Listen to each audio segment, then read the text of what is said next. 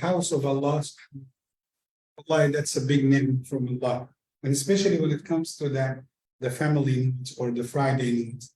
Alhamdulillah, we feel that warmth of being together as one family. May Allah accept from all of us. And the issue of having the small lecture in Jumu'ah to reflect upon the topic of the khutbah in case of somebody has a question or he has certain concerns, so we can discuss more about the khutbah of Jumu'ah. May Allah subhanahu wa ta'ala benefit us from this gathering, Allahumma ameen. And you know how many benefits that we can get from this gathering? Some people don't look wisely and deeply to what's going on, because there are lots of benefits. You know, this time can be considered as i'tikaf for us. Do you know that? We have two parts of i'tikaf. What's the technical definition of i'tikaf? Who knows i'tikaf? The one that we do in Ramadan? You remember? Okay.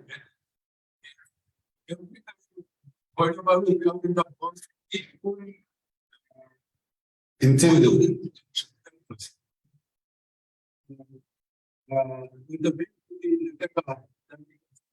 Yes, exactly. So the technical definition for i'tikaf, it is called al-lubthu fil masjidi, is to stay a while in the masjid, stay some time in the masjid. That is the technical definition. But the Shari'i definition, which is in Ramadan, the last 10 nights of Ramadan, that's the Shari'i. So according to the technical definition, it can consider as i'tikaf to stay in the masjid. So every minute counts as hasanat. And that's number one. Number two, you are surrounded by the angels of Allah. Number three, you are Allah's guest in his house. And that's the highest one. And also, you will get the reward of listening to the Quran and the Sunnah of Rasulullah sallallahu alaihi wasallam. And on the Day of Judgment, when you see the reward of this, it's so phenomenal, it's so vast, it's so large, it's so huge, like mountains of good deeds. You would say, I wish if Imam Ahmad stayed till Fajr time, you know, which I will not do, inshallah, tonight. It's only 4 hours. But, you know, so, alhamdulillah, Rabbil Alameen, it's a great time to be in the masjid. Do not underestimate the little that you are doing for the sake of Allah subhanahu wa ta'ala. So today's khutbah, actually, to make it very brief as much as I can, we talked about the story of the 3 men who were stuck in the cave, right? And that tells us about the importance of the righteous deeds. Do you remember each and every one? So what was the first good deed? The one who fed his parents and give them the milk, right? Okay. What's the story here is telling us that how much did he make an oath, a covenant between himself and Allah, that he is not going to feed anyone, just his parents first. Before anyone, he has to start with his parents. And that's why Allah subhanahu wa ta'ala saved. That was a reason for them to be saved. The other one, the one who stayed from the sin, from the disobedience, and he refused at the last minute, and alhamdulillah, Allah had saved him. The third one, the one who invested the little money for the labor, and he invested and he made sheep, cows, and camels, then Allah subhanahu wa ta'ala saved him. Now, you remember the story of the people of the story of Surah Al-Kahf, when Sayyidina Al-Khidr explained why he killed the boy, and then why did he straighten the wall? What was the reason to straighten the wall? It has a treasure. What's underneath the treasure? The wall, it's a treasure. And the treasure belongs to whom? 2 orphans, right? But what was the reason? Yes, exactly. وَكَانَ أَبُوهُمَا صَالِحًا. Their father was a righteous person. So Allah had saved the children's treasure because of the righteousness of their father. And most of us, even the young generation, it's important for them to get this knowledge to get this information. Inshallah, you guys, the young generation, when you marry, inshallah, you will come to the point when you get kids that the most precious thing in your life is your kids. Am I right? You will do everything possible to make your kids happy, not yourself. So you will sacrifice. You will do everything possible for your children. And that's the real fatherhood. And to do that, sometimes you fear that they might not feel or get success in this life. So you will get to that concept. I wanted to secure my children. So all of us, we work. Why? Because the day that I pass away, I am sure that they have little they can depend on so they can continue in this life. That's why Allah subhanahu wa ta'ala wanted to fix that issue in the Quran for us. Allah said in Surah An-Nisa, Allah said, وَلْيَخْشَ الَّذِينَ لَوْ تَرَكُوا مِنْ خَلْفِهِمْ ذُرِّيَّةً ضِعَافًا خَافُوا عَلَيْهِمْ فَلْيَتَّقُوا اللَّهَ وَلْيَقُولُوا قَوْلًا سَدِيدًا. Allah said, I know your nature as human beings. You are afraid to leave your children without nothing, but you misguide or you get misleaded by looking for the dunya and giving them all the skills related to dunya. You wanted to be sure that they get good grades, go to the best colleges, they get the best car, to know how to buy and sell. You get them these skills. But Allah said, no, there's something even more important than all of that. وَلْيَخْشَ الَّذِينَ لَوْ تَرَكُوا. Allah said, I know that there are some people are afraid to leave vulnerable kids, weak kids, ذُرِّيَّةً ضِعَافًا, a weak offspring, خَافُوا عَلَيْهِمْ. They are afraid that they are going to be lost. What's the remedy? What's the medicine? فَلْيَتَّقُوا اللَّهِ. Let the fathers first have taqwa of Allah. وَلْيَقُولُوا قَوْلًا سَدِيدًا. You as a father get the consciousness of Allah first. And when you talk, when you say something, be honest. Say the firm statements, the righteous words. If you did so, Allah will take care of your children. That's why whatever goodness that you will make as a father, it will reflect on your children. And the opposite is right. Whatever something bad that you will do, they will pay the consequences of the bad deeds that you will do. That's the law of Allah subhanahu wa ta'ala on earth. And that's why it is so important to know the value of the good deeds. Now, you help your brothers. You wanted to do something good. Do not let the shaitan trick you and say, you know what, those people are humiliating me. I need to be like, show myself in front of them like I'm so powerful, I'm so strong, so they do not look down at me. That's not the way. You missed the way. And you know what was the key word? The key word for all their deeds to be accepted? One word: sincerity. Just sincerity. They did all the deeds for the sake of Allah. And there's like a statement, some people said this is a hadith, but it's a weak hadith. And some narration said it's a fabricated one. But the meaning of the statement is good. تعرف إلى الله في الرخاء يعرفك في الشدة. Get to know Allah when it is easy time for you, then Allah will be in your side when it is difficult time. Be with Allah not only in the toughest time, We have lots of people, they don't remember Allah in their normal life, in their business.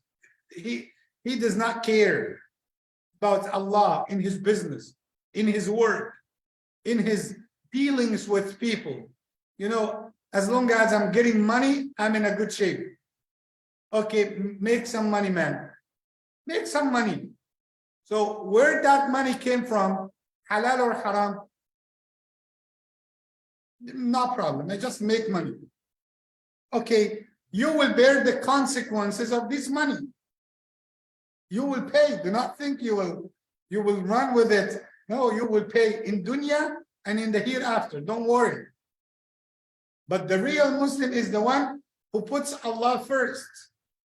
That's why when you do something and when you think of Allah in the time of ease, Allah will be in your side when the time of difficulty and tribulation comes. That's a rule. You remember the people who were in the midst of the ocean? Allah said that in Surah Yunus. فَإِذَا رَكِبُوا فِي الْفُلْكِ, when they get to the ship, دَعَوُا اللَّهَ مُخْلِصِينَ لَهُ الدِّينَ. And when the waves started to move very hard, and they are about to die drowning, when they are about to die in the ocean, they made a dua to Allah. Oh Allah, لَإِنْ أَنْجَيْتَنَا مِنْ هَذِهِ, just save us from this one. Oh Allah, we need you. We need you to save us from just this one. And we promise, after you save us from this one, لَنَكُونَنَّ مِنَ الشَّاكِرِينَ, we will be amongst the grateful people. We will be so grateful to you, O Allah. We will be righteous servants. And look at what Allah said in the next verse. فَلَمَّا أَنْجَاهُمْ, and when He saved them, إِذَا هُمْ يَبْغُونَ فِي الْأَرْضِ بِغَيْرِ الْحَقِّ, they turn back to be transgressors on earth. They turn to be wrongdoers to Allah subhanahu wa ta'ala.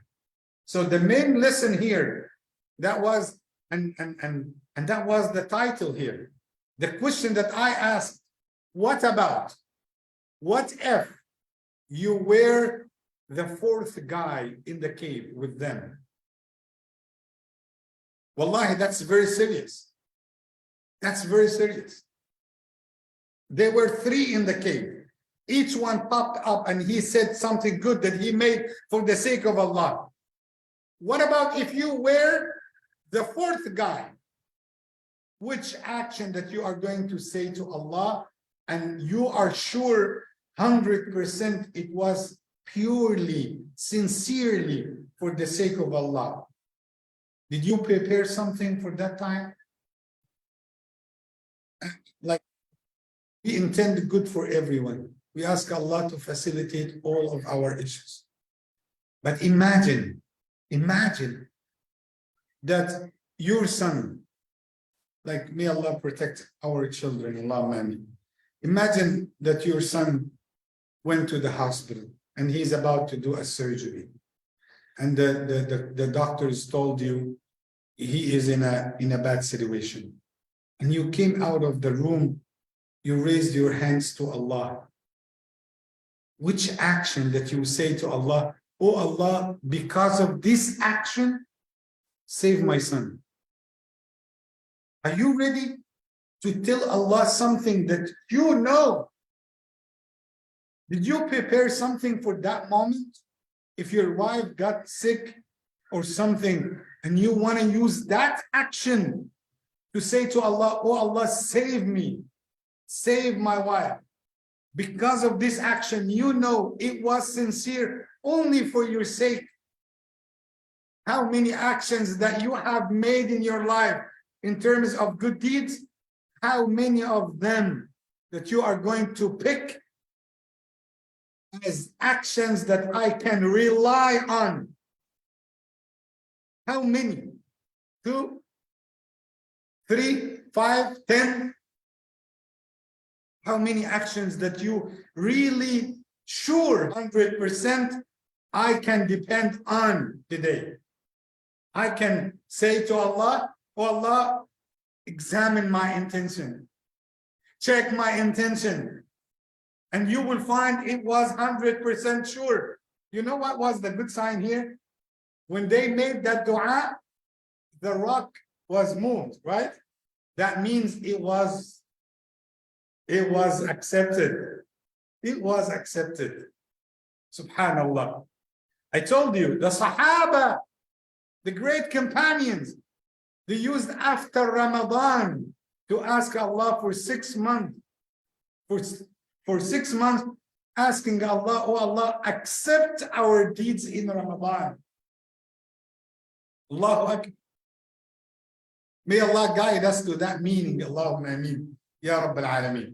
So let me ask you, before we move inshallah to the salah, the one who gave the milk to his parents, the one who stayed away from the sin, the one who multiplied the money or the wage for the labor, all of them, what do you think? What is the most difficult action in your point of view?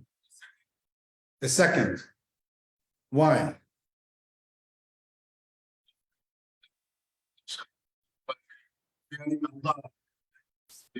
Exactly. You know that the scholar said that is the toughest one. That's the most hard test to be in. And that teaches us something. Sometimes it is easy to do the good deeds.